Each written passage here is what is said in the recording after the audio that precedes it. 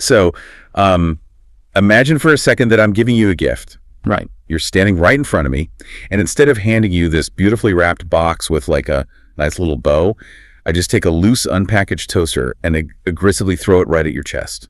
Well, I mean, I suppose it's a highly practical gift, but a potentially painful delivery. You're definitely going to leave a bruise with that one. Yeah, exactly. And, listener, you might actually be throwing verbal toasters at your colleagues every single day without even realizing it. Right, because the intention might have been perfectly good, but the delivery just completely ruined the exchange. Totally.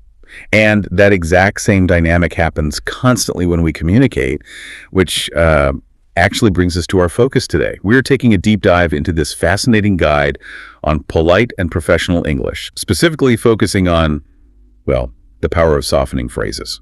Yeah, and it's a really vital topic for you to understand because the difference between an adequate English speaker and a truly polished, emotionally intelligent professional is it's actually much smaller than most people think.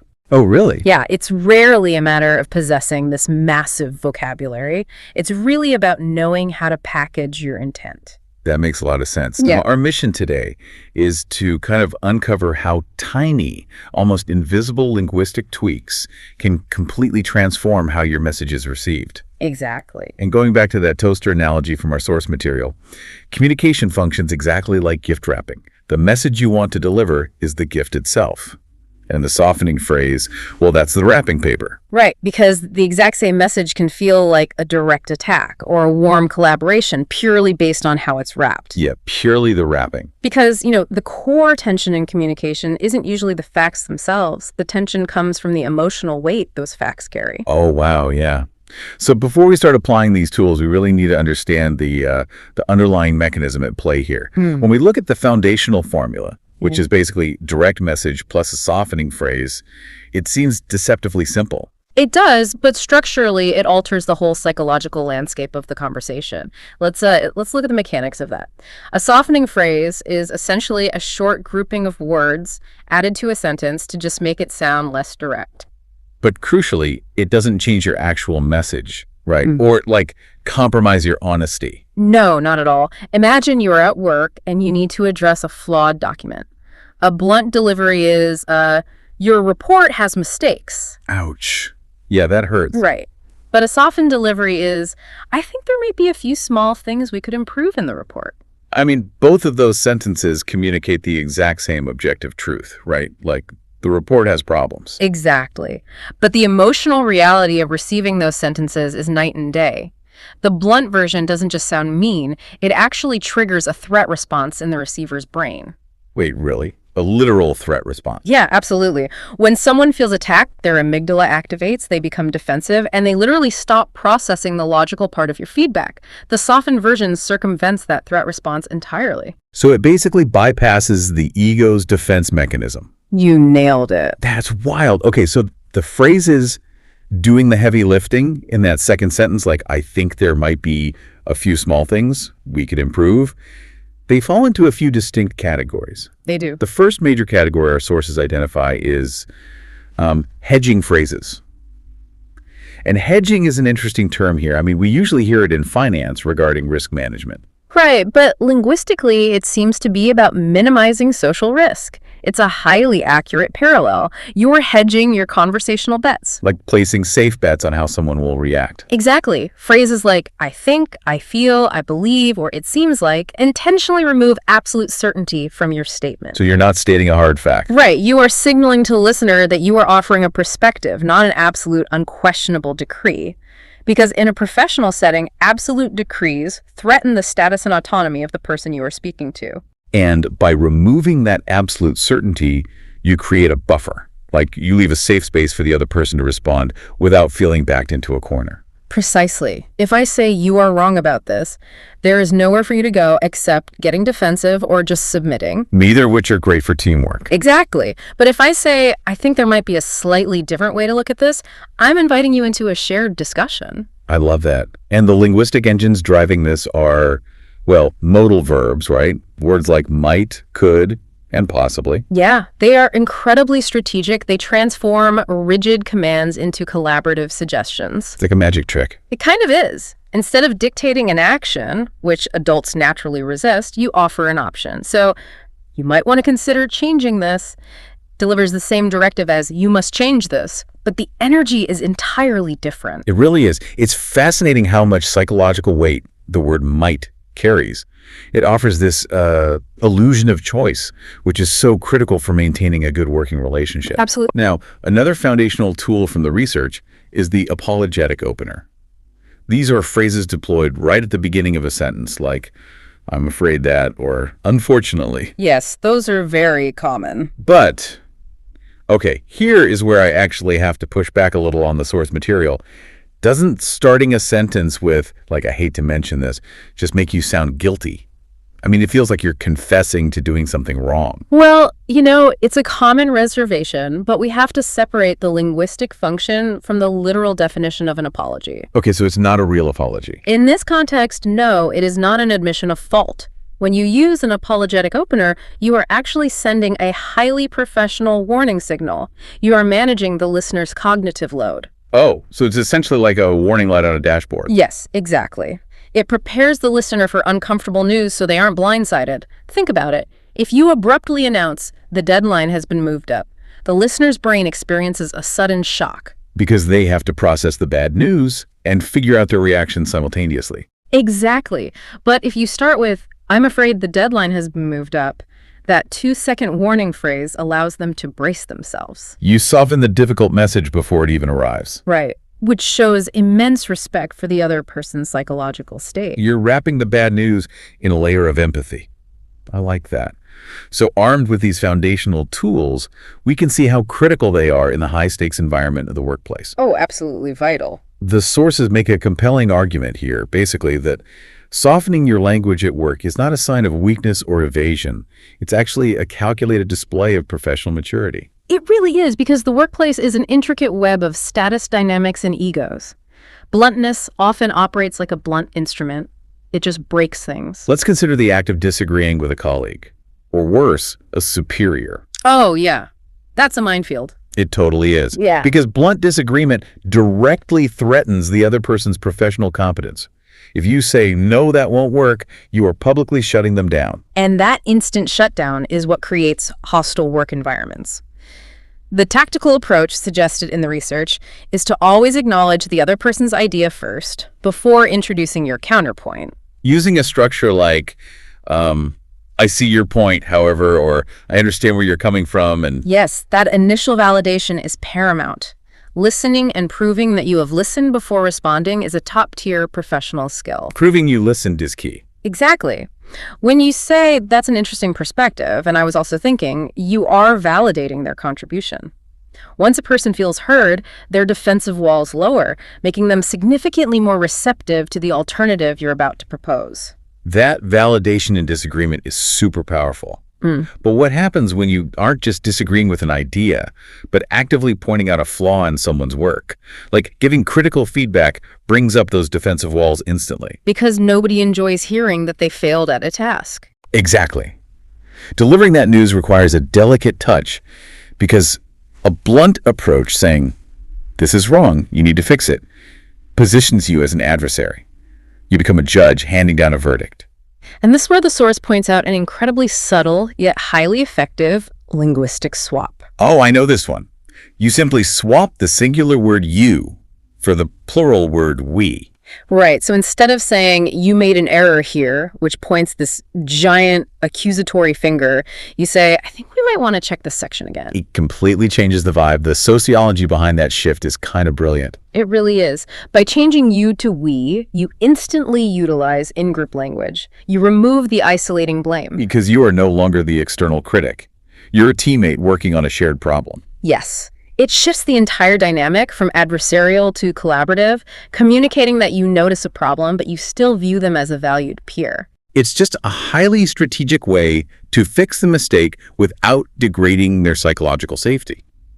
And, we see a similar dynamic when making requests. I mean, a massive portion of our daily communication is just asking people to do things. Oh, for sure. But blunt demands rely purely on authority, which might get compliance in the short term, but usually breeds long-term resentment. Because demands strip away autonomy. Exactly. So to wrap a request in respect, you frame it in a way that respects their time and agency, adding a phrase like, when you get a chance, acknowledges that they have other priorities. As in, when you get a chance, would you mind sending over the report? Yeah. And ending with appreciation, like I'd really appreciate it, it completely changes the texture of the interaction. It really does. You give them the autonomy to choose when to help you, and you reward them with appreciation in advance. But I think it's important to recognize that this isn't just corporate HR speak. Like, there's a misconception that these phrases only exist in emails between managers. Oh, absolutely. That is a huge misconception. Native and highly proficient English speakers use these exact mechanisms constantly in daily social life. Just everyday conversations. Yeah, it's the social lubrication that keeps communities functioning smoothly, whether you're talking to a neighbor or a stranger at the grocery store. A great example of this in our daily lives is setting boundaries or saying no. Yeah. Like, say you're invited to an event you don't want to attend, or someone asks for a favor you simply don't have the bandwidth for. Right. A blunt, no, I can't, feels incredibly jarring. It's almost like a door slamming in someone's face. So to decline gracefully, you deploy those same apologetic openers we talked about earlier. Exactly. I'm afraid I won't be able to, or I really wish I could, but... It declines the invitation clearly, but softens the emotional blow of rejection. And the insight here is to provide a brief reason without over-explaining, like, I'm afraid I won't be able to, I have a prior commitment. Right. You don't need to invent an elaborate, complex lie to justify your absence. Exactly. A concise reason demonstrates respect while firmly maintaining your personal boundaries. It leaves the relationship intact for the future without committing you in the present. We also see this when navigating minor social frictions, like asking for favors or correcting someone gently. If you need directions and just command a stranger, tell me where the station is, you are completely violating social norms. Yeah, people would look at you like you're crazy. Right. You have to soften the intrusion. Excuse me, I'm so sorry to bother you. Could you possibly point me toward the station? And when it comes to correcting a minor factual error, say someone gets a date wrong in a casual conversation, you don't shout them down. You offer the correction wrapped in a concession. Actually, I think it might have been Tuesday, but I could be wrong too. Yes. Adding, I could be wrong too, is a brilliant social mechanism. It provides an honorable exit for the other person. You share the correct information, but by artificially lowering your own certainty, you remove the sting of embarrassment. You prevent a minor correction from turning into this battle for intellectual superiority. Exactly. But, here's what I find really tricky about the source material. We've talked extensively about the words. But what if I use all these soft words and I'm just visibly annoyed? Oh, right. Like if I say, I think there might be a few small things we can improve with a harsh clipped tone. Doesn't that just make me sound incredibly passive-aggressive? Oh, completely. The wrapping paper doesn't matter if you violently throw the gift anyway. Nonverbal leakage is a very real phenomenon. Nonverbal leakage, I like that term. Yeah, if your words are soft but your delivery is hostile, the listener will always believe the tone over the words. If you say, I think it might be Tuesday, through gritted teeth, the softening phrase is entirely neutralized by the aggressive physiological signals you're sending. So the words alone just aren't enough. Yeah. You have to physically align your delivery with the sentiment of the phrase. Exactly. Slowing down your speaking pace slightly, softening the volume of your voice, and maintaining open body language. The phrase and the tone have to act in concert to create the desired psychological effect. That makes total sense. And once we understand that synergy, we also have to look at how learners frequently misapply these tools. Because knowing the pitfalls is just as important as knowing the formulas. Oh, definitely. And the most common trap is a matter of extremes, which is basically over-softening. This happens when people layer too many of these tools together in a panic.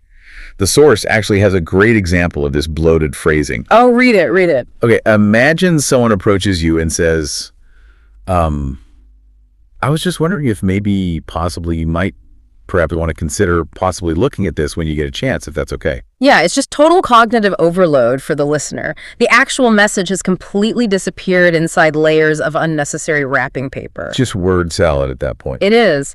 The listener is left confused, trying to parse out what exactly you want and how urgent it actually is. Moderation is key here. 1 or 2 softening phrases per sentence is the optimal dose. So something more like, I was wondering if you could take a look at this when you get a chance. Exactly. It is clear, it's polite, and it doesn't obscure the request. Another frequent trap is the urge to over-apologize. We see this often with people who feel insecure about their language skills or, they're standing in a hierarchy. Right. They start every interaction with, sorry to bother you, so sorry. Yeah. It acts as a misguided defense mechanism.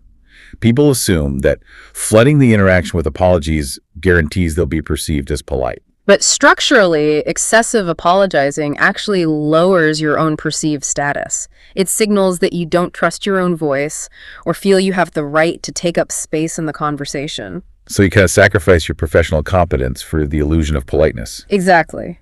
The strategy is to use one apologetic opener like, I'm afraid the timeline has changed, and then you stop. You don't apologize again at the end of the thought. You remain respectful, but you maintain your authority. Yes. Which leads to the final and arguably most difficult hurdle. It's one thing to understand these concepts intellectually while reading a guide or listening to a deep dive. It's entirely different to deploy them when you are put on the spot in a high-stakes meeting. Under pressure, the stress response takes over, cognitive bandwidth narrows, and people revert right back to blunt, aggressive communication habits. It's the pressure cooker effect. Yeah. How do you stop yourself from panicking and reverting to blunt English when you're put on the spot? Well, to combat this stress-induced regression, the source outlines a very specific 30-day practice strategy designed to build linguistic muscle memory. Okay, I love a good 30-day challenge. How does it work? The strategy relies on focused, isolated repetition. You don't try to memorize a list of 20 phrases at once, which would just lead to the cognitive overload we discussed earlier. Right. Instead, you pick exactly one phrase per day. If today's phrase is, I was wondering if, you intentionally weave that specific phrase into your conversations throughout the day. Tomorrow, you move to a new phrase. Oh, that's smart. By isolating it, you remove the panic of choice. Exactly. Within a month, this focused repetition pushes the phrases from your conscious, effortful memory down into your subconscious habits. So after 30 days of intentional use, softening your language becomes an automatic reflex rather than this, stressful calculation. It builds the neuroplasticity required to change how you instinctively communicate under pressure. Wow. So what does this all mean for you, the listener? Why should you care about this beyond just trying to write slightly more polite emails? It's a great question. I think it's a reminder that you don't need perfect grammar to sound polished, and you definitely don't need a massive vocabulary to be respected. You just need to respect the listener's cognitive state enough to wrap your message carefully. Absolutely. And when you mess up, and you will, accidentally throw a few verbal toasters, remember that mistakes aren't failures. They're just feedback, pointing out exactly which phrase you need to integrate into your practice tomorrow. That's spot on. And, if I can leave you with a final concept to mull over, one that takes the source material just a step further. Yeah, let's hear it. We have spent this entire discussion analyzing how softening phrases change the emotional reaction and psychological safety of the listener. They feel more respected, and the dynamic becomes more collaborative. Right. It's all about how they receive the gift. But consider the internal mechanism. If you spend 30 days intentionally replacing isolating words like you with collaborative words like we, Right. if you regularly practice admitting out loud, I could be wrong too, Yeah. how might that linguistic habit eventually rewire your own brain? Oh, wow. That is a profound thought. Right. Does the language we choose to use eventually dictate who we become? I mean, if we force ourselves to speak with more empathy and collaboration, we might just organically transform into more empathetic, open-minded people ourselves. Exactly. It's an interesting thing to think about. It really is. So next time you have a difficult message to deliver, just take an extra second. Grab the wrapping paper, tie a nice bow on it, and pay attention to how it changes the entire exchange. Beautifully said. Until next time, keep learning.